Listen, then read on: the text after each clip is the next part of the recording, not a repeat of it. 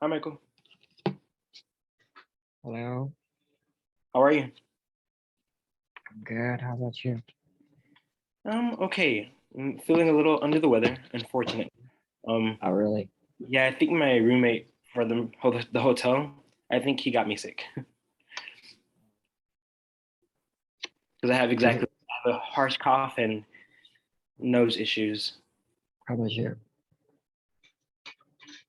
What's that? How about you? Okay. You Oh, okay? sorry about my last class, by the way. Uh, In terms of getting in, it's okay. I was pretty upset about it actually. Then it was like, "Don't worry, it happens," and I'm like, "I don't care. I made a promise. I don't like breaking my promises." So it was actually pretty hard for me to deal with. I was pretty bothered by it for a while. Are you okay now? I'm okay for the most part. I'm still like kind of with runny nose and a pretty bad cough, but for the most part, I'm feeling better. Oh, I haven't really? really left my house in a couple of days though. Oh, Yeah, but I'm good. So Linda asked me to talk to you about kind of like current events. I know you like that kind of thing, at least according to her. And I thought we'd talk about the Roe versus Wade overturning decision. Do you know anything about that? which one? Roe versus Wade. That's the big hubbub right now with women's right to choose whether or not to abort a pregnancy. I don't know. Oh, you haven't seen anything about that? I'm surprised. Yeah. So in 1973, January, there was in the Supreme or case in Supreme Court, where one was basically trying to defend her right to decide whether or not to terminate her pregnancy. Um, and there are a lot of reasons why women do that here. I don't know how common it is there, but sometimes it's because a mom can't carry a baby to term safely, like it might endanger her life in the process. Sometimes a woman has been violated and they don't want to live with the shame of what happened and raising a baby around that. So a lot of reasons why a woman would want to terminate a pregnancy in general. But here, usually those are the reasons that are looked at. And so in 1973, the Supreme Court decided that the 14th Amendment allowed for a right to privacy, which would also allow, or in that blanket, cover the right to decide. So the Supreme Court said in 1973, women can choose whether or not they terminate a pregnancy, basically. And then just recently, the Supreme Court overturned that ruling, saying that it isn't constitutional, I guess, to terminate a pregnancy. And I think for now, that's really just in some states. I don't know if that's across the board. I don't believe it is just yet. But I feel like a lot of states are now kind of reviewing their laws on it. It's been interesting times. There are protests, or I guess I should say demonstrations, kind of everywhere in the United States right now about um, protecting women's right to decide. And some of them have been peaceful demonstrations, and some of them, not so much. Uh, I'm curious to know how much you get to see in terms of news or things that happen here, because I've seen with these demonstrations that the Constitution says, citizens can do or can organize. A lot of times, police or authorities are brought in to make sure things don't go out of hand. And typically, if demonstrators don't get violent, they don't start breaking things, they don't start rioting or attacking people. Typically, the authorities just kind of stay back and I guess watch what's happening to make sure nothing goes south. I have seen in videos recently where a lot of authorities are um, almost taking it personally. I was watching one video where there was a group of women demonstrating, and actually, this person was kind of incognito. She was wearing a hat and glasses, so you couldn't tell who she was. But she was actually a TV celebrity. But the policemen, they manhandled her, basically grabbed her and threw her to the ground because they were upset that these women were demonstrating. And I don't think that's run of the mill, I guess, or typical of police behavior. But I always think it's curious to know exactly what happened. I only saw that clip. I only see what happens when the celebrity is being thrown to the ground by a man. I only see that. I don't know what happened after, and I don't know what happened before. And it could have been any number of behaviors to solicit that response from that particular officer. But in my mind, I just thought a man, my mom would kill me if I hit a woman. She would kill me and then bring me back to life and then kill me again if I ever hit a woman. So I don't ever understand when men are violent toward women. And so that video threw me for a loop. I didn't think it was necessary. So you haven't heard anything about the issues with, judgment and women's right to abortion? Have you seen any coverage on that at all? To me, it is real. It is not familiar about American social issues or something like that. So to me, just range of social issue is almost Korea. So in Korea, based on the Me Too challenge, Me Too campaign, yeah, it was started from America, right? American celebrities. You know the Me Too campaign. I think I've seen, and I barely saw something about it, like just as I was going. I'm not familiar with what it's about, but I do remember hearing something about it. I think I saw a demonstration actually while I was there in Korea, maybe. Like by the old palace, there was one. Yeah, the Me Too campaign was the statement of victims, especially the female victims. So many top celebrities, the female celebrities, stated their painful past. Oh wow. And that changed it as a campaign, kind of a campaign, and we called it the Me Too campaign. And that was brought to the Korea, and many female tried to state their painful past too. So the beginning was good. The purpose of the campaign was so good. I agree about that, but it changes aggressive. So some female stayed aggressive, like all, for example, all Korean men are potential crime, something like that. So, and but even though they say lie, they say so aggressive that the Me Too campaign was so effective at the moment. So many journalists or from news, they started to hear just the females' side opinion, their statement, not all people's. Right. So because of that, even though their statement was not always right,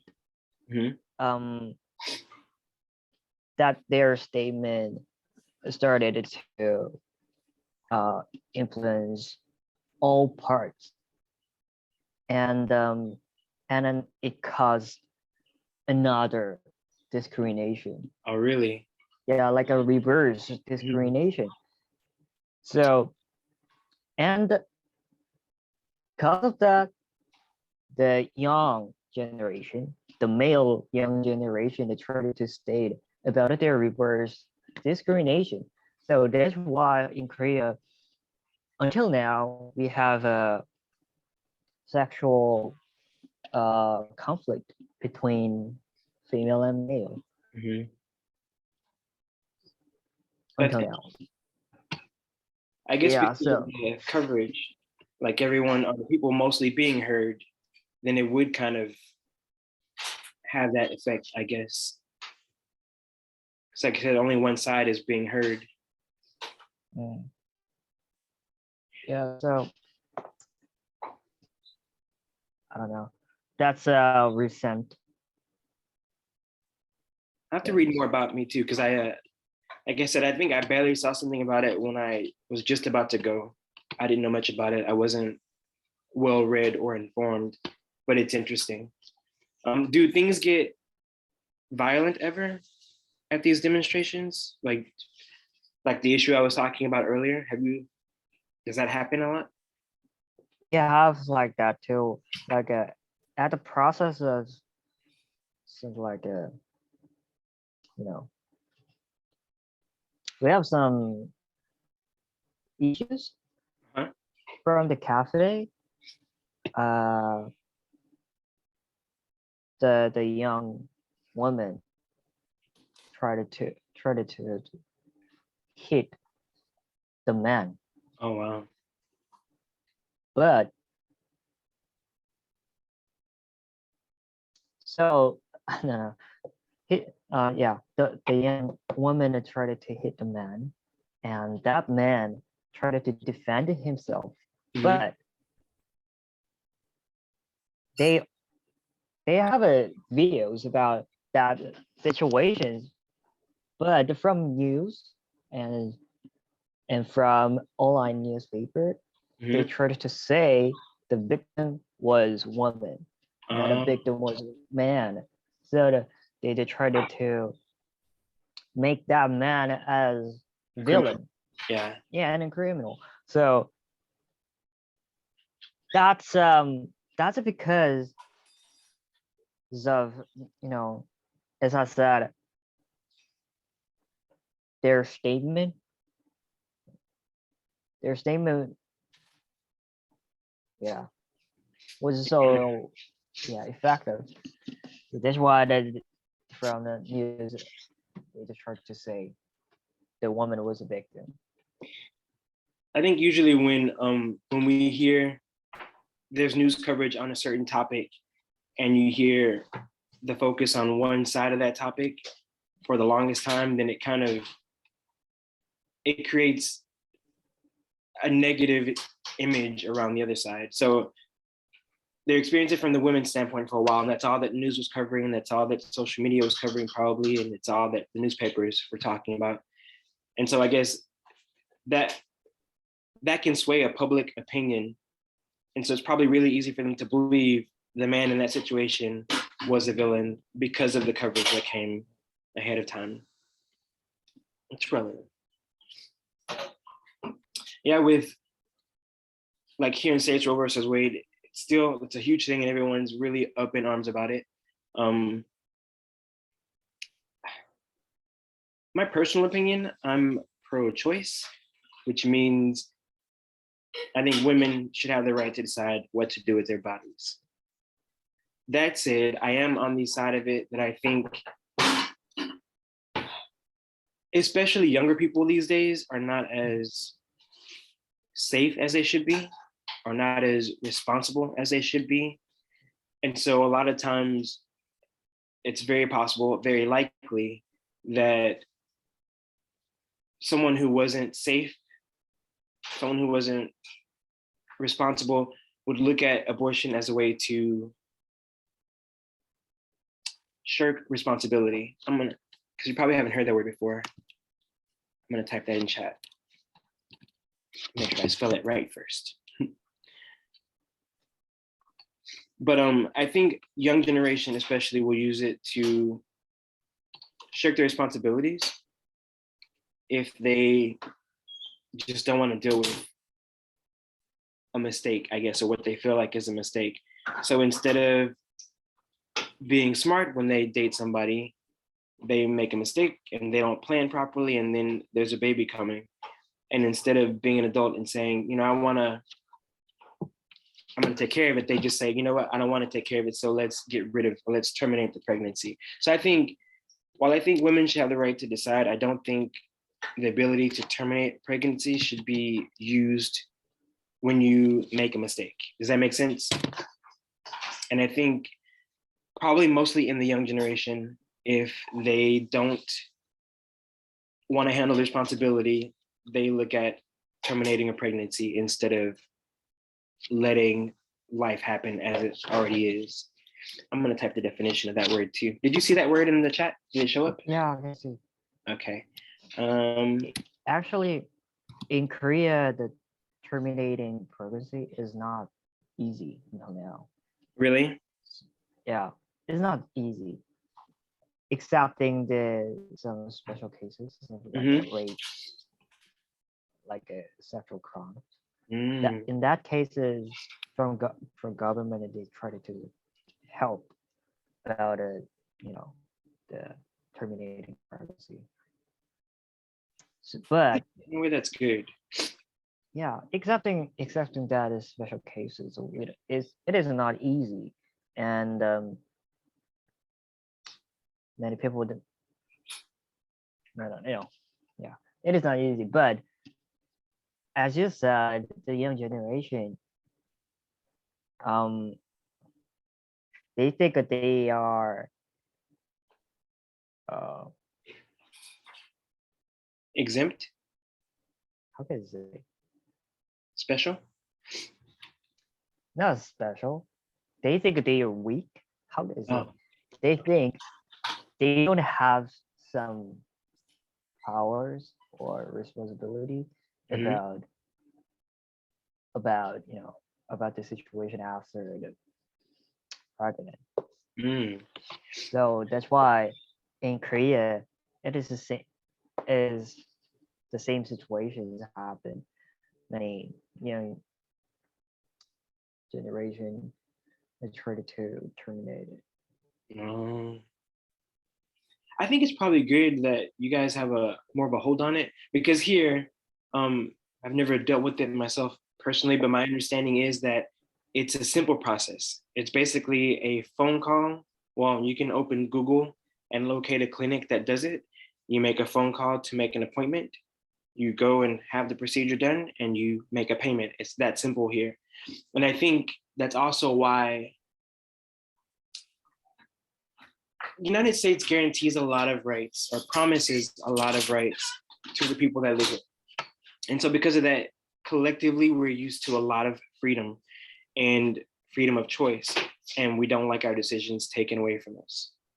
So going back to Roe versus Wade in 1973, they decided, yeah, it's the woman's right to choose, but they didn't make it a definitive law, like one that is, I guess, like an official law. It's official, but I'm trying to think of another word for definitive. It's not something that can't be changed. That's this law, this ruling. They always intended for it to provide choice for women, but also it would balance out by each particular state and what the government deemed to be important, or balancing with protection of the life of a fetus, or the unborn baby. Let's see, they also wanted to look at maintaining medical standards and health. So they wanted to balance the right to choose with the state's take on those two things. And I'm still pro-choice, but I understand because of how people can use it to shirk responsibilities, and also because of how when things are permitted to happen, after a while, procedures get sloppy and things get dangerous. And so more lives are in danger.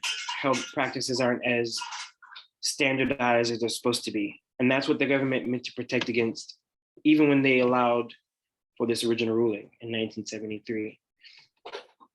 So I guess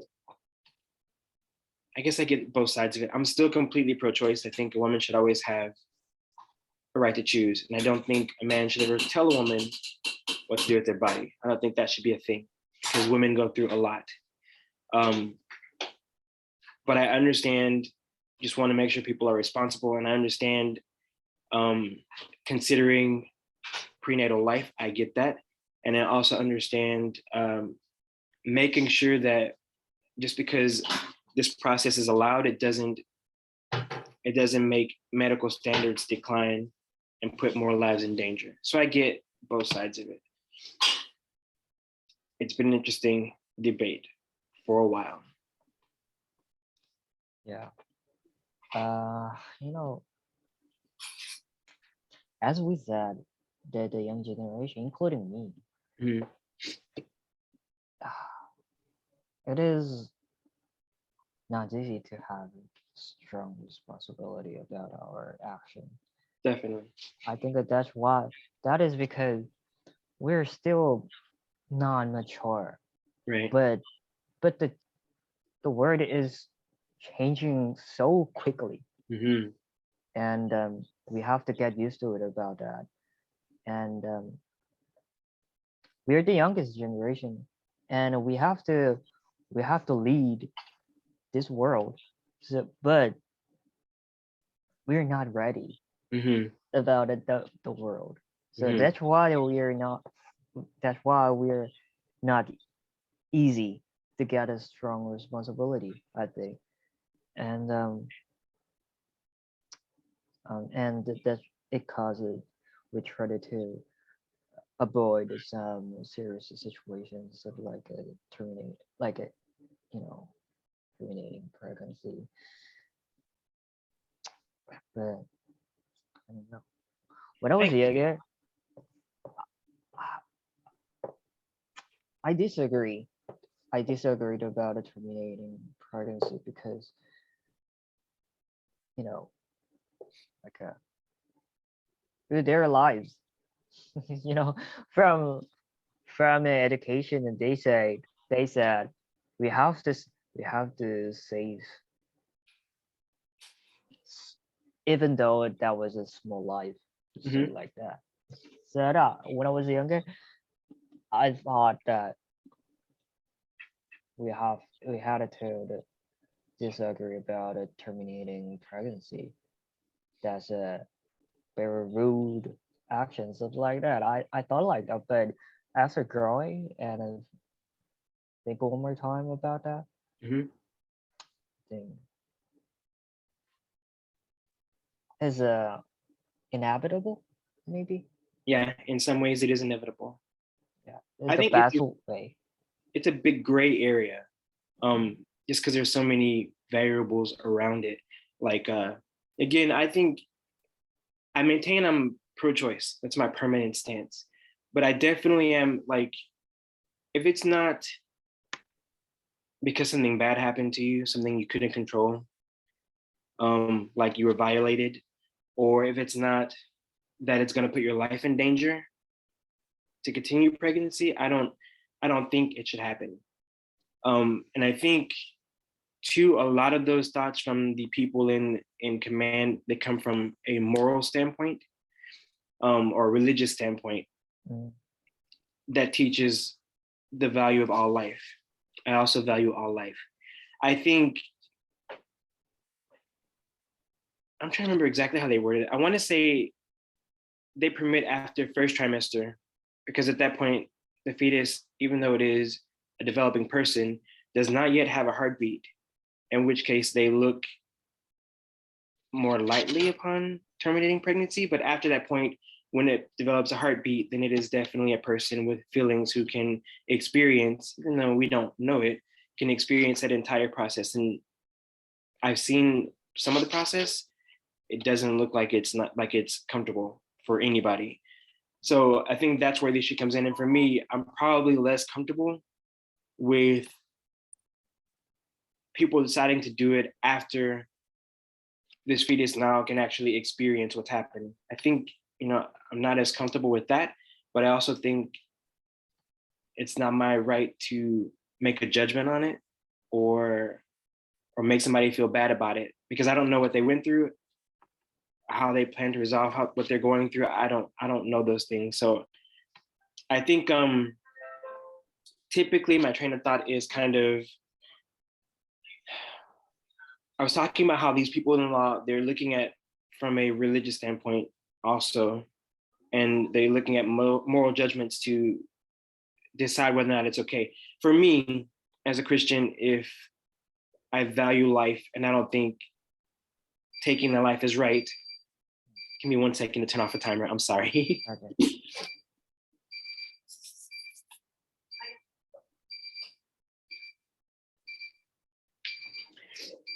But I do believe that from a religious standpoint, if you're going to talk to someone about it and do it from your heart, at most, I might talk about what I understand is right in God's eyes, and then let them make a decision and encourage them to pray for understanding about what they should be doing. That's the most I would do. But a lot of people, they take religion and they use it in a very oppressive manner, almost beat you over the head with it to tell you how wrong you are. And I think if you had an extreme upbringing like that, to where your train of thought is that way, I can see how it's possible for someone to behave that way, but I don't think that's right. But I also think that's what complicates things more. That's why people can't always think straight about situations, because there's someone beating them over the head with their opinion of what the other person is doing. So I think that's where it goes up. And I think that's where a lot of this ruling comes from, especially in more conservative states, where they're used to having control, a lot of control. Give me 1 second, I'm sorry.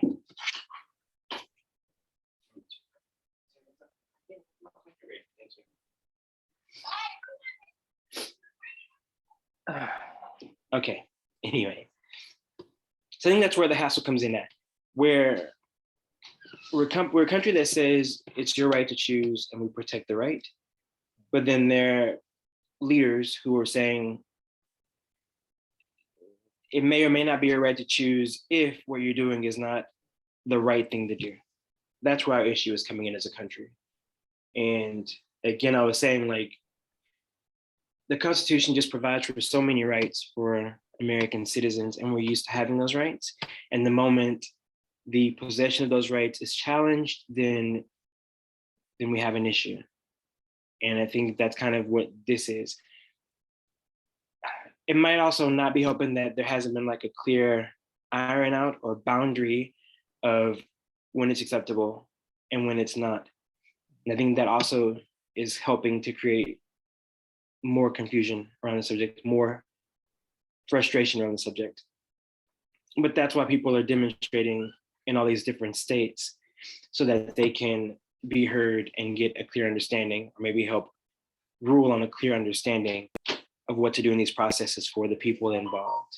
Because I get it. I get why it's important for both sides.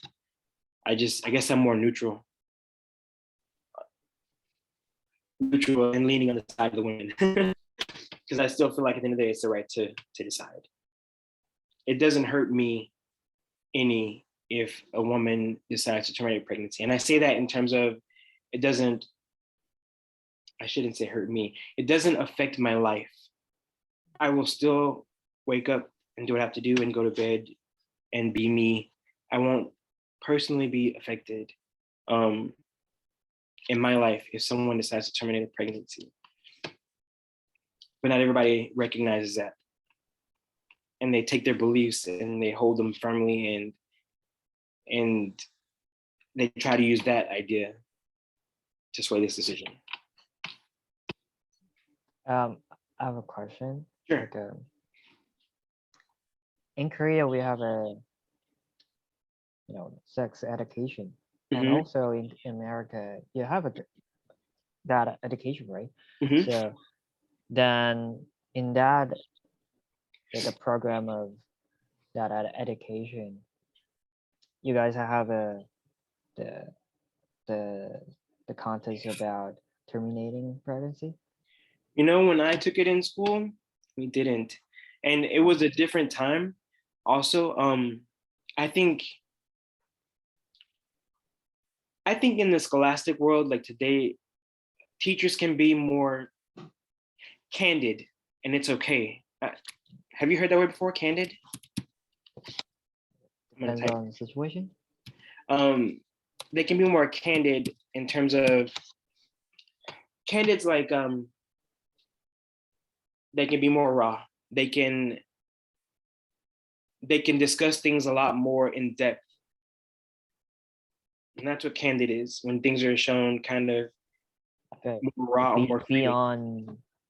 Beyond the Typical textbook, thing. yeah.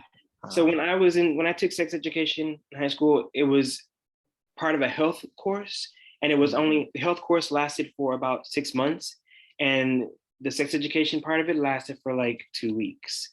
And in that 2 weeks, they discussed the reproductive system and how babies are made, and they discuss um, protection, things that women can do and use, and things that men can do and use to prevent having babies before it's planned. So they talked about that, but they didn't go into a lot of detail. Um, I think sometimes now students can actually see, along with the explanation, they get to see like a video of someone who's maybe underage actually having a baby and see how painful it is and see what she goes through, and it makes them consider more before being irresponsible. But like I said, when I was in school, it was a different time. Stuff was really, really censored. You couldn't talk about a whole lot. And I think it kind of handicapped people who don't hear about it at home, if that makes sense. So there's sex education, yes. In my time at school, it wasn't very in depth. And I don't know how much that changed this time around. And I think that also affects kind of our numbers and what youth goes through, or what they think, or how they process sexual acts and the consequences of them. They don't really have a huge gauge for them. They just kind of, they're living. That's it. Does that make sense? So sex education, how deep or how in depth is the education there in class? I mean, do they talk about everything, or they talk about parts of it and you have to figure out the rest from home maybe? Or Oh, we're so alike. We're so alike. Just very typical things. That's all. But we try to change a little bit uh-huh. right now. But yeah, I think it is not enough. Uh, the reason why I asked about that question is I think the cultural things, the American culture is more open-minded Oh than yeah. the Korean culture. So I just wanted to note that it is more detailed. Hmm. It's a good question, and it is in respect. I will say, I think again during my time also, one thing that didn't happen that happened later on is that they even got to the point where they would hand out birth control in class, not necessarily like tablets for women to chew, but things like condoms and things like that. They would pass them out too, to kind of, let's be honest, American culture is not as traditional as a lot of places. And so the population is getting younger when they start to experience the act of sex in general. Um, way younger, like middle school younger sometimes. It's really early. Kids get curious, they experiment, but places that are more traditional, it doesn't really happen as much or is not as noticeable. So Korea has a very like a more traditional culture. In terms of values, you guys learn a lot differently than we do in the United States. So yeah, the experience is definitely gonna be different because here there's exposure to so much. There's TV, there are things that people talk about in songs. There's just so much exposure. There's not as much video games. My sister's here whispering. She's like, "Oh, it's in video games too." Yeah. If you've ever seen, they do. If you've ever seen Grand Theft Auto, like even that game, The Sims. The Sims. She's so smart. My sister. You want to come say hi? Sure. This is her in this picture behind me. She's on the nursing program, but this is my sister Audrey. Hi. She's really Hi. smart. This is Michael. Hi, Michael. Michael's also really smart. He's a Uh, genius. Yeah. He could build our house. You can build a house? Yeah. How great is that? That is great. She's a lot of fun. But yeah, so as she was pointing out, even in games, because I forgot about that. I see some of my nephews play games, and I'm like, whoa, you got to turn that one off because the language is crazy. The options of things you can do with your characters is crazy. We're exposed to so much, and if you're not a parent who's being responsible, your kids are seeing a lot, and so the more they see, the more curious they become about it. Yes, and I think other more traditional cultures, they do a lot more censoring. So some things don't even make it there. The government stops it from happening, and the kids aren't exposed to those things until they're much older. And it happens more naturally, I guess, in other places. Here, again, yeah, when they're if you're not a parent that pays attention when your kids are 7, 8 years old, they can play a video game that's going to do something inappropriate. And they're going to find out about things they shouldn't know about until they're much older. So I think that affects it also, which is probably why we have to speed up our sex education to discuss a little bit more and maybe show more in books and explain a little more. Because yeah, kids can be really creative. They can be really creative. We'll just say that, and adventurous. So yeah. And you don't have social issue about restrictions, sexual media, something like that. About restrictions on what? Sexual content. Oh no, not very many restrictions at all. As I was saying today, because so much has changed, and because the generation is getting younger in age as they start having babies, they're not just 16 now. Sometimes they're 13, depending on where they are having babies. It's become important to share, to tastefully share as much information as they can early on, so they understand not just the process, but what happens after the process. Yeah, there's a lot less restriction on that discussion. In Korea, I don't know, it is good examples, but like we have we had some restrictions about contents, including video games, computer games, something like that. But that was we should have that. but that was because violent of the games. But I don't know. At the moment, I just think it is too strict. So I think we can handle it. I'm sure you can. I typed in the definition of candid because I kept looking it up there, but I'm sure you guys can. And I think, like you were talking about earlier, how it's slowly changing. That's why it's so important that the people above you guys, you made a really good point earlier. Actually, you said something that I say often, kind of in different contexts, but I say it often, that this generation is going to have to lead the world sometime, and I'm going to still be alive, I expect, when they take over. So I was going to say, for you guys, because you guys are capable, and I think because you have such a strong traditional upbringing, it prepares you even more for taking on challenges, because you have your moral guidelines already in place, and you're probably not going to go far away from it because you've learned well already. When I say that in terms of United States, I'm not gonna lie, I kind of worry, because the younger generation, not as a whole, but a good amount of the younger generation, they're, in my opinion, they are highly irresponsible.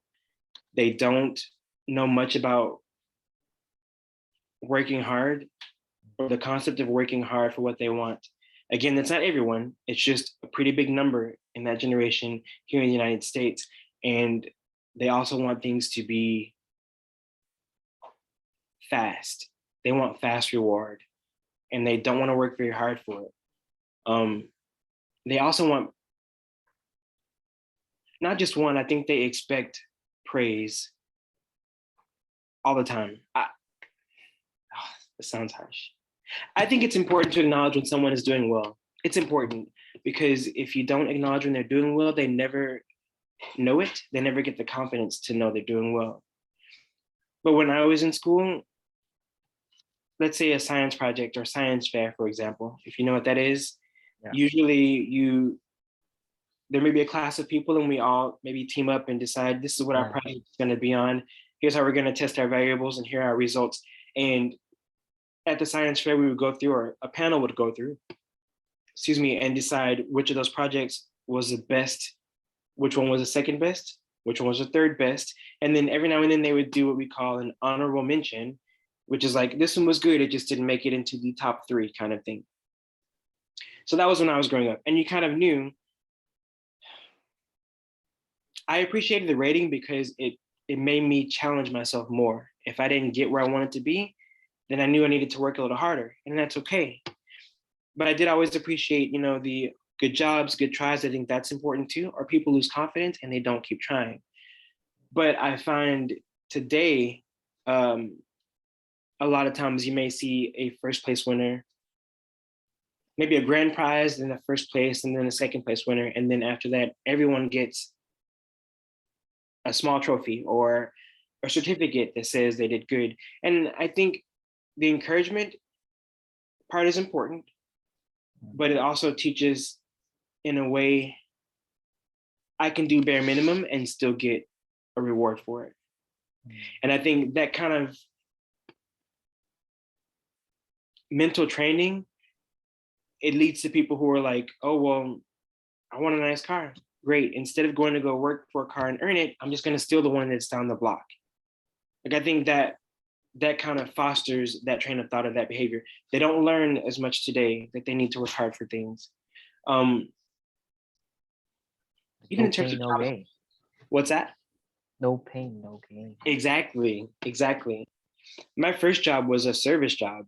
I worked at a fast food place. It was a chicken place, actually, and I was 14 when I got that job. Service, if you've never worked in service before, I think everyone in life should work in service, because it teaches you to appreciate what they go through, because it is not easy to serve every person with a smile. Some people are difficult.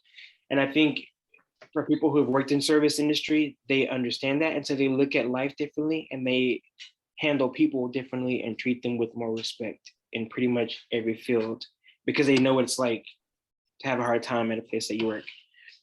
The kids today, and I held that job for probably, 2 or 3 years before I got another job. And usually when you're young here, especially now, it's common to get a job and get 1 or 2 paychecks and then, okay, I'm done. I'm going on to the next.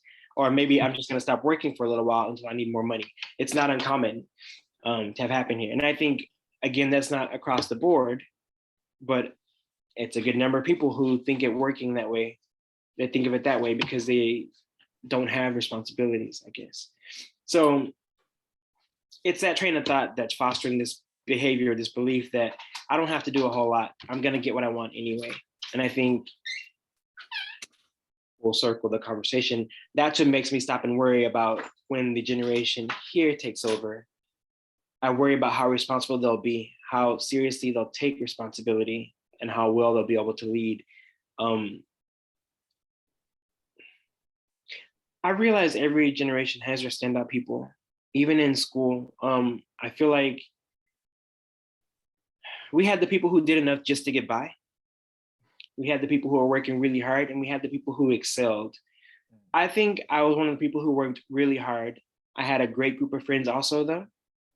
We were always like at our advisor's office, like, what's my GPA? Every 6 weeks, I was trying to find out my GPA because I wanted to have a higher GPA than my friends. It was ridiculous, probably, and I'm sure we got on our advisor's nerves, but we did it all the time. Yeah, some people don't care enough about it. They don't grow up learning to care enough about it, and those people are the ones that concern me, because these days in the United States of America, anyone can get into office, and if you don't believe it, look at the term that President Trump was in office, and that should tell you everything. Yeah. You know what? Some people, I think, and some people can say, no. As a view of third person, some people can say that is a freedom, but some people can say they don't have responsibility. They just try to take it. And I think you worded that perfectly. In my brain, it's a coin, and there are 2 sides to coin, and that's both those sides. You get the freedom of choice, but you don't have the responsibility. That's 2 sides, same coin. It's perfectly worded. And that's what scares the crap out of me. But hopefully, I was talking about how, like, you have the people who do just enough to get by, and the folks that work really, really hard, and the ones who just excel. Hopefully, in our society, it'll still be the ones who excel and are natural leaders who take these posts and take things seriously and keep the country going in the right direction. Again, it's scary apparently because anyone can get in office. I'm sorry, I say that and it sounds really mean.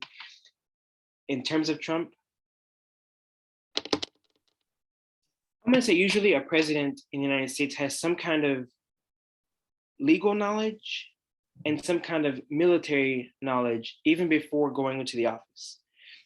So every president before him has either been informed from a legal standpoint, so they understand law, or informed from a military standpoint, so they understand military strategy. From my understanding, I could be wrong, but from my understanding, Trump is the first president who got into office and had neither of those things behind him, other than dealing with legal procedures with his attorneys. He had no military specialty. He had no legal knowledge. He didn't go to law school. He's a man who his dad said, here goes $1 million at the age of 18, make it grow. That's basically what happened to him. He was privileged and he knew how to work the system in terms of building financial wealth. He's a businessman. Yeah. He's a businessman. And then, I hate to say this because it sounds so biased, but if you could rewind the clock and look at the bulk of his campaign, it was really centered around prejudice and dividing a country. And sadly, there are still a lot of people here who have that train of thought, who think they're above other people for ridiculous reasons like color of skin or where they're born. And so the bulk of those people who kind of seem to be non-existent, because we weren't really having as many issues before that, they kind of he kind of ushered them out of the woodwork. And because of the overtly hateful things he was saying, it made it okay for them to start saying and doing it. Because if this guy is running for presidency and he can be a leader and he can be hateful and it doesn't affect him or cost him anything, he's not getting in trouble for it, then now I can go be hateful. Loud cars, sorry. I don't know why they do that. My car is one of those fancy cars too, I think, but I'm not gonna make my car loud like that. It annoys me. But because he was able to do and say those things that were hateful, then the people who felt that way started to act out a lot. And that's how our country kind of started to re-uproar, even into the demonstration that happened sometime back in January, not this January, but when they stormed the Capitol and all those people got hurt and a couple people died because he incited all of that with his hateful words. And for me, just the entire demonstration from his time beginning to the end of his presidency, it just shows me how erratic people can be and how easy it is for people to fall into the mind trap of what somebody says, which also shows me how easily anybody can get into office. And that's what makes me worry about this generation. If the right person has enough charisma or can say the right things to appeal to the mass of people, then it's going to be that easy for them to get in the office, and then who knows where we're going to be. So that worries me. Back to what I was saying about you guys, which was a while back. You guys grew up with a very traditional understanding. Your level of respect for each other is beyond, definitely beyond what we have here. And so you guys have a different, I think in a lot of ways, a stronger mentality for a lot of things. And so it's important for, did you understand mentality? Yeah, I just like I feel the same way, Mm. like about responsibility of the young generation, including me. Yeah. I So I think think we don't have you don't we have don't it. have a strong responsibility. I think like the young generation don't have strong responsibility than the past generation. That's why many parents are worried about that. Mhm. But sometimes the young generation changes the world, right? Mhm. And that's why we can get used to it about the world, Mhm. to change the world. Mhm.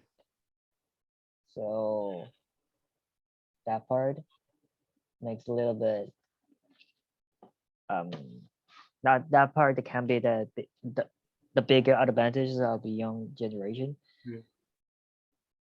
But even though we have that bigger advantage, I think yeah, until we don't have a bigger responsibility in Korea too. I think too, because well, from my experience, um, in my short time there, Korea is a culture that the older people take care of the younger people, in a lot of ways. Yeah, So, independent mhm. is not, yeah. So they, instead of maybe letting the younger generation experience a lot, they want to protect them from having to go through hard stuff. And so they create these rules that seem kind of maybe a little rigid or hard to deal with to, in their minds, protect you guys from having a hard time. And I think basically what you're saying, or what I'm getting that you're saying, is that you guys are ready for that challenge, which I agree. I would agree you are. And that even though maybe something new and challenging, you guys could completely tackle it. I think that because of just the way you guys are brought up it prepares you mentally already for that kind of challenge. That's my opinion. Oh, Dan, you said um, you gave me some examples like Mhm. a top three, and Mhm. recently they just give the small trophies for everyone, Mhm. something like that. Mhm. So that means you think um from school that they need more competition between students. I'll say maybe not. I don't know if I think competition is the right word. I think challenge, and they're similar. Competition and challenge, they're similar, but not exactly the same. Because I think competition, the biggest part of competition means it puts people against each other. And I think when you're challenged, you can be a group who's been challenged to figure out a solution for this issue and work together and find an answer. And so, yeah, competition is great. First of all, it's great. It keeps everyone on their toes. But I think more than making this generation compete, I think it's just about challenging them, especially to find answers together. I think in school, for me, that was probably the most one of the most difficult assignments was group projects. I didn't care for them because I'm results oriented and I like my results quickly in terms of like okay, I have this assignment. I know it's due on Friday, but I'm going home tonight and start it. And by Wednesday, I've already got the first draft of the final draft almost done.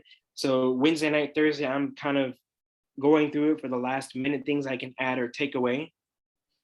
And by Thursday night, it's done. Or Friday, when it's time to go to class, I don't have to worry about it because I know I got it done well before that. I'm that person. I like to get it done early. When you're working with a group, you have to split your assignment up into pieces and then rely on each person to get their pieces done by this amount of time.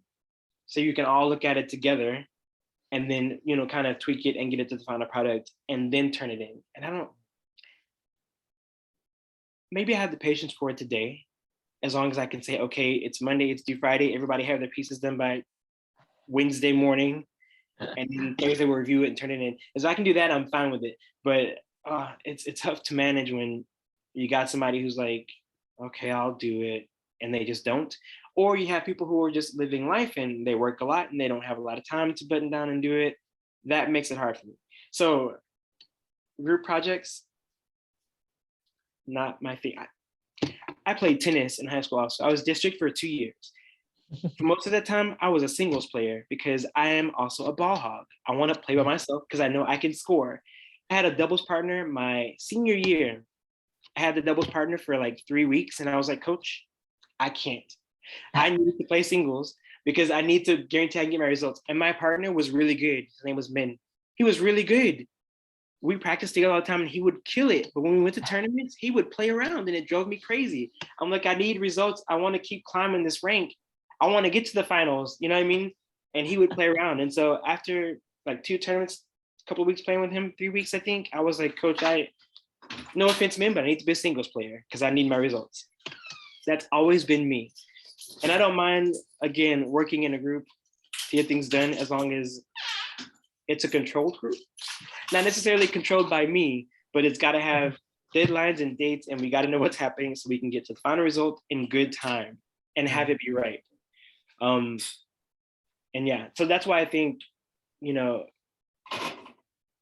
the challenging that way is important because it forces a lot of people collectively to come together and reach a result. And I think that's more important than necessarily competing. But yeah, did that answer your question? Yeah. Okay, that's a good question. That was a good question. What in Korea, as you said, we don't do a lot of challenges. We do a lot of competition between Yeah. Korean students. Mhm. So that's why many students after the graduation of the high school, Mhm. the burnout. Have you heard about that burnout? Yeah, the Mhm. burnout comes early. Mm. So after entering the university, they just tried to play.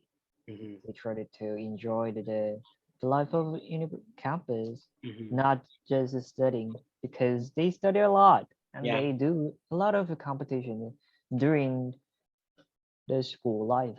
Mhm. So that is a um I think that is a one of the big problem Mm. in the career education. So yeah, so I just wanted to know your opinion about the competition. So yeah, that's why I asked you about that. That's a good question. It makes me think almost that may be. Oh, I hope that doesn't sound stereotypical, like I'm stereotyping, but I think, or it may seem like across the board in Asian cultures in general, competition is a big thing.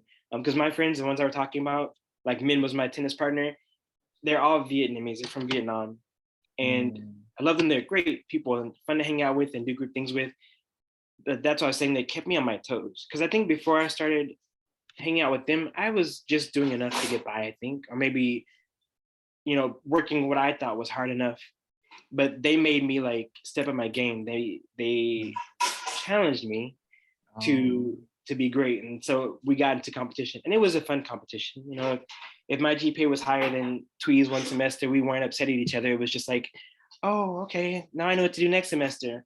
Or we did a few. I don't know if you guys have similar there, but we call them advanced placement classes. So they're in our system, like grading system, there, your regular classes that average students are in.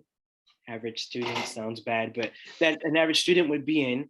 And then we had a lot of advanced placement courses that were a bit more challenging. You had more projects, you had more assignments, and things went a little faster.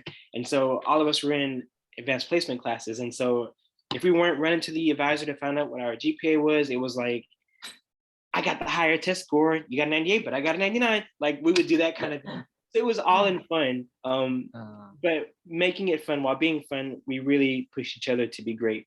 And I like that. But I think so also, motivated. yes, I think a big part of that too was in their homes. Like I'd be in their homes. And so I'd hear a lot of their parents like, you got a B? That's not good enough. What happened to the A? Yeah, your brother got an A. Why didn't you get an A? Kind of thing. And so they definitely, I think, and for that experience, hearing you say that, and just from my Vietnamese friends, their families, and experiencing that with them, it definitely seems like competition is a big thing. Um, but I think it's also good because it keeps everyone on their toes. Again, now I was talking about the difference between competition and challenging. I think when you lean more toward challenging, again, it requires a collective mind, a bunch of people to come together and reach this final result. And I think that's important because it teaches us to work with different personalities, especially, and Yeah. different people who are on different levels of focus to come to the result that we need. So I would like to see more of the challenging side of things for young generation. I bet even taking that approach where you are, like with education, they would see a different turnout. When you're not competing against each other, you get along with well too. You get along better too. Um, so in the working world, you work together better because you're not like, I want to have more than you do, or you're not going to do better than I am. You're like, hey, let's be great together. Let's all get there and be great together. And so I think, yeah, that would explain why I think challenging is more important. And I think if everybody did that, it'd be much better. There's something else you guys do too that I really think was really cool. The what was it? What's the comprehensive Myers? The B. Oh, I forgot the acronym. It lets you know your personality type, like INF, ENF, Ah, that kind of thing. MBTI. MBTI, that's it. Yeah, I wish we did that here because I feel like it gives you a grasp on what you're good at. I think back in like the 50s and 60s, they used to do what they called an aptitude test. And the aptitude test would ask you about all kinds of random, they love making noise. They love it. An aptitude test would ask you about all kinds of random things like what you're good at, what you're interested in, hobbies, things like that. And even though they seem like inconsequential questions. They would use information gathered, which I'm sure psychologists would come together and make this test too. They're using the simple answers that you gave to determine or help you determine where your strengths are and where your weaknesses are.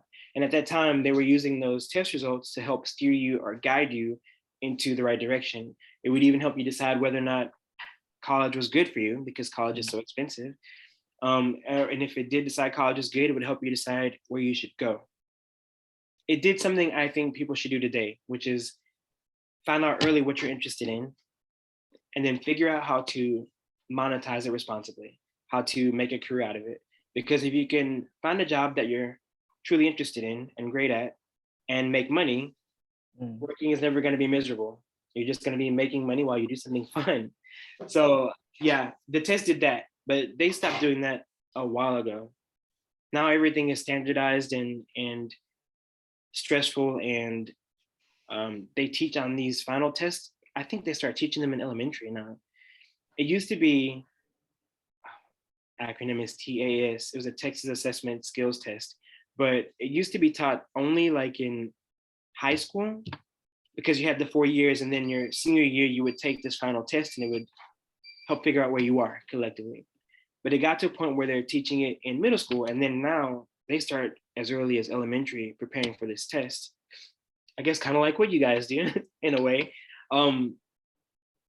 because it's such a big deal. But this test only determines your knowledge on certain subjects. It doesn't help you decide what your direction in life is going to be. And I think they need to bring that back. The MBTI would be a great addition to general education here in the United States, because I feel like it would have people so focused and directed already.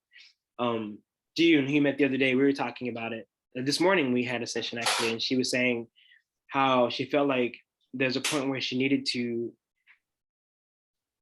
she started with novels. That was her interest in what she was studying. Yeah. And she was like, okay, well, I think I'm gonna get into video instead, because I'm not as inspired by novels anymore. So she started studying that. And then she decided she's gonna get into dramatic writing, because that's what she really is passionate about. But I was like, she said, I feel like I had to lose myself to find myself in a way, and deal with those few things before I figured out what I really liked. And I was like, that's actually a good way to look at it, and a good way to describe it, and a great way to learn. The cool thing she did though, which I pointed out to her, was even though she kind of changed her mind a couple of times, at the same time, she built her knowledge around the subject matter. If her ultimate goal is dramatic writing, she studied novels. So she has a lot of, information there. And the movie making process, there's a lot of information there. And she can take both of those ideas and bring them into dramatic writing and just make herself even better at it. She did a bang up job, I always say. She did great. So yeah, sometimes you gotta kind of be a little lost to find your direction. That was just a little thing we encourage. And I feel like too, parents need to make you know, or let you know it's okay to not know right off what you want to do. In my case, okay, funny story. I'm gonna tell the same thing I told her. So right out of high school is when I started modeling. Probably, I think I was like 18, 19. Did I tell you that? I was a model for a while. When dinosaurs were here, I did that. A long time ago. My sister goes, oh, wow. But so I did that for a little bit. And she asked me why I stopped. And I said, well, there's a couple of reasons. I felt like I needed to have a backup plan. And she didn't know the term backup plan. So that was cool. I got to teach her that. Because I didn't know if I would always be able to model forever. I mean, these days, the older you get, the more distinguished you get. And so it's still acceptable at even a later age to be a model. When I was doing it, not so much. You knew you had a limited time to do it. Men could probably do it till they were like 30, and women could probably do it till they're like in their 20s. After that, it was considered kind of too old. You would have less opportunity the older you got. So I thought, I'll just get a degree behind me. So at least if I go back to modeling after I graduate, I have something to back me up, something to fall back on. So I got a general science degree, and I became a licensed massage therapist, which is kind of like a physical therapist, except with physical therapy, what they do is exercise you and it just hurts. I can exercise you, but also work the muscles while I exercise you in tandem, so it doesn't hurt you as much. So what I do can be relaxing, but sometimes it's painful for the client too. But so I wasn't sure about what I was going to do. That's why I got the general science degree. And then after that, guess what I started doing? Managing restaurants. Total accident, but I ended up doing that. And then later I decided I was going to get a degree for foreign languages. So a lot of things happened in the process of me figuring out what I was passionate about. And now I'm a photographer teaching English to Korean students on the web. My point, or my base point is, it's okay not to know exactly what you want to do, to have ideas, to test it out, to figure it out. It's okay not to know, because eventually you will find out. And I think when you don't have the pressure on you to find out, you actually learn. With pressure, you're just making a quick decision, and then you waste a lot of time and a lot of money, as opposed to standing back and actually looking at the entire picture. So I also wish parents would let their kids know that it's okay not to know everything at this moment. It's okay not to have your direction planned out at this moment. And it is okay, because you'll find it out. And the less pressure you have on you, the more naturally you fall into your place and figure out what you're good at. Yeah, I feel, I can 100% agree about your statement. Because in my case, I had a cows. It's about finding what I have to do and what I select the major, which major do I have to do? Do I have to select? So it makes me exhausted, and it makes me just waste my time because of just thinking. So my parents just said, it's okay you cannot find it right now. You can find it eventually. So you just do your best on your duty, like the including studying. So yeah. I like your parents. They sound very reasonable. Yep. Actually, I don't know what I have to do until now.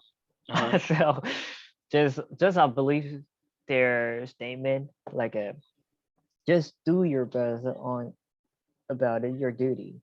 So I just do my best on my duty, my university life. Yeah.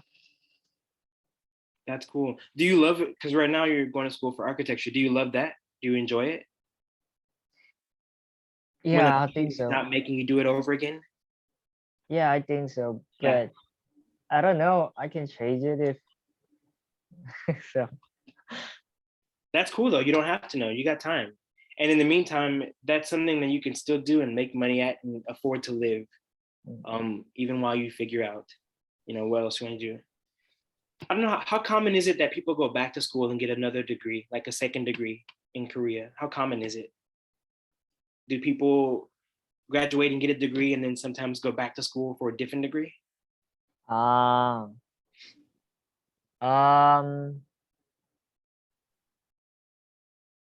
some people change it before study semester, or some people change it after experiencing just one semester.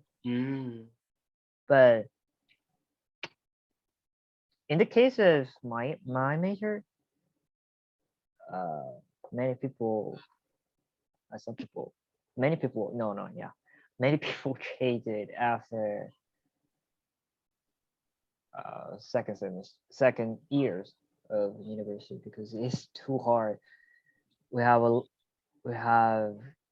lot of what do we have to do. I bet. Yeah, so many people can understand about that, so they change it.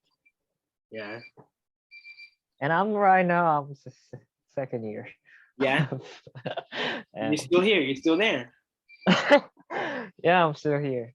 So that's why I think I like, I enjoy it. I enjoy Yes, you my can. major. Let me turn off this timer one more time. I'm sorry.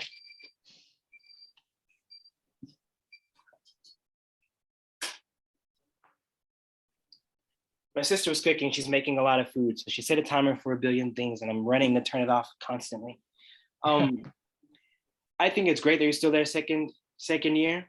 I also think you just seem like you're gonna be good at anything you try because you apply yourself and you're really smart. Um, so in terms of this, even though you have like your Nazi professor who makes you do things over again, you can do it. You can handle it. How suizo? Oh, Fighting, so all of that. stressful. You can do it. You can do it though. You just killed that assignment. I mean, even though she made you redo it, you finally got it done. You got a grade for it. You can do it. You can do anything. Oh, I got a score. Did you like your score? Yeah, I got A plus.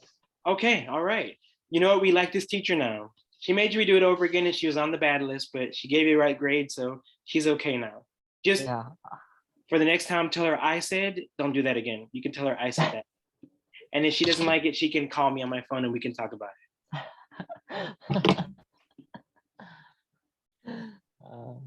Yeah. it. Oh, it left. I know. It finished already. Oh yeah. Sorry, it's late, isn't it? I'm sorry. I kept you long. Do you have a fun after this? Just gonna work on photos. That's basically it. My sister is trying to get me to watch. We started watching this show, Stranger Things. I don't know if you've heard of it before, but it released the. Oh, You've heard of it?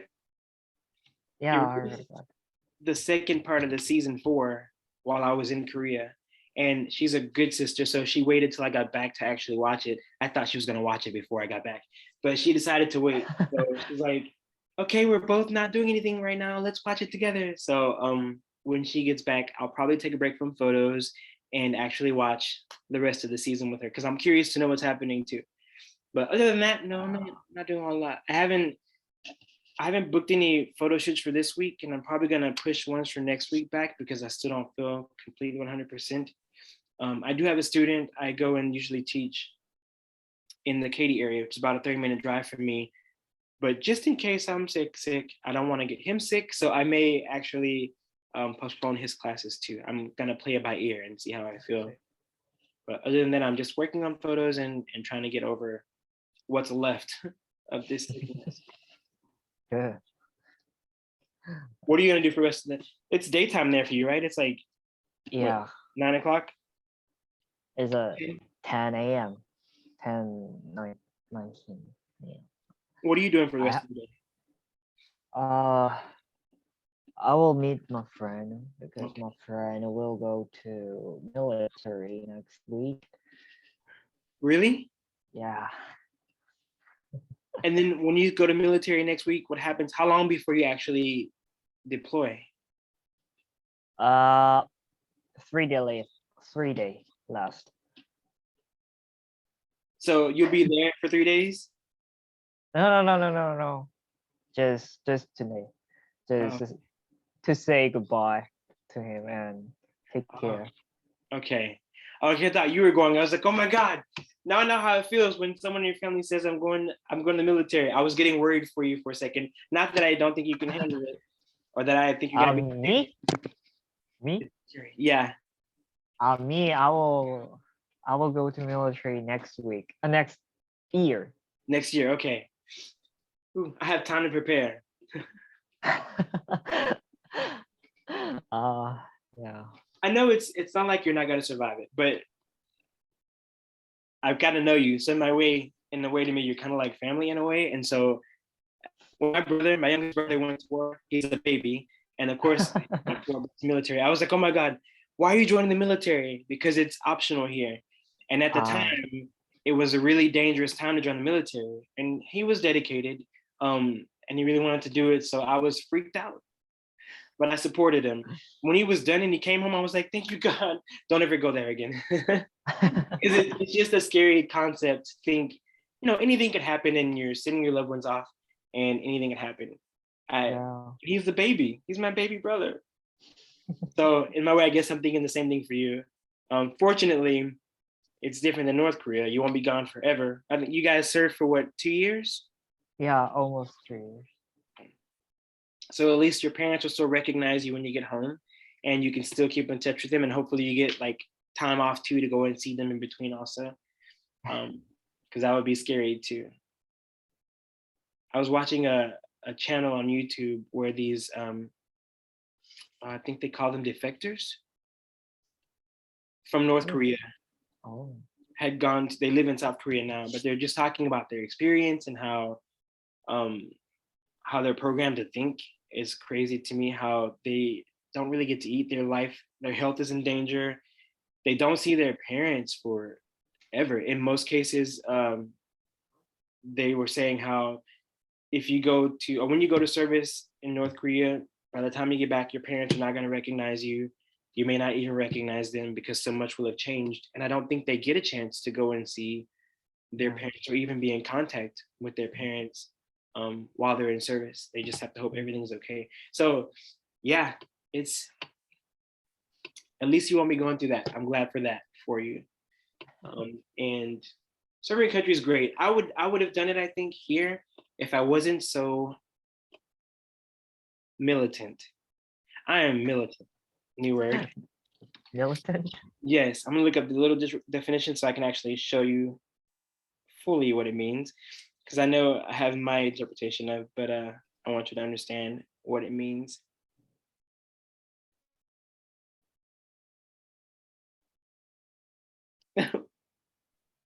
Oh, not that one. Give me another word that doesn't seem so crude. It says combative and aggressive in support or political social cause, typically favoring extreme, violent, or confrontational methods. So when I say militant, I mean in terms of working with supervising officers who yell at you for no reason and just try to, the way they term it is the programming is to break you down or break down your personality to build you up so that you can take on anything. But I'm not a person who is rude to people for no reason. So I can't stand when someone else is rude to me or someone else for no reason. And I would not make it in the military for that reason. My commanding officer would yell at me for nothing, and I would be like, okay, then let's fight. And then after that, you're out of the military. You can't stay beyond that point. And that's why I would never do that, because I know I could never handle someone yelling in my face for no reason all the time. I could never do it. I think the workout would be great. The training would be great. I would learn a whole lot. But somebody yelling in my face for no reason would not go over well for me. I couldn't handle it. I couldn't. They would send me home in a week.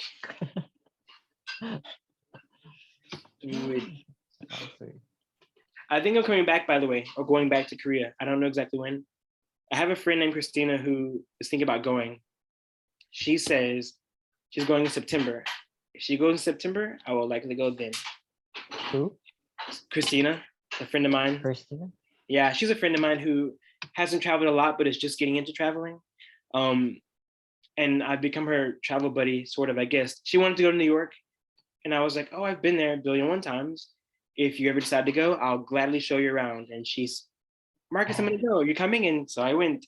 And she found that I was going to South Korea last week. And she was like, I've always wanted to go to South Korea. If I go, will you go? I'm like, sure. So if she goes in September, we'll go back in September. If she doesn't, I'm definitely thinking to be able to track cherry blossom season so that I can make it there for that, because I've got to be there for that. I really want to see it. And possibly before that, if we don't go September, I may go in December and bring my snowboard too, so I can snowboard. Good.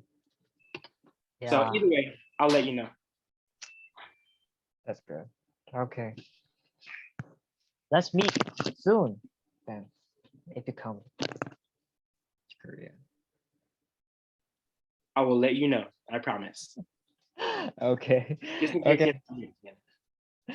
Okay. It was nice talking. You too. I'll let you go because I know I've hogged up a lot of your time, almost an hour and a half. This was fun though. Have a good day. You too. Bye. Bye bye.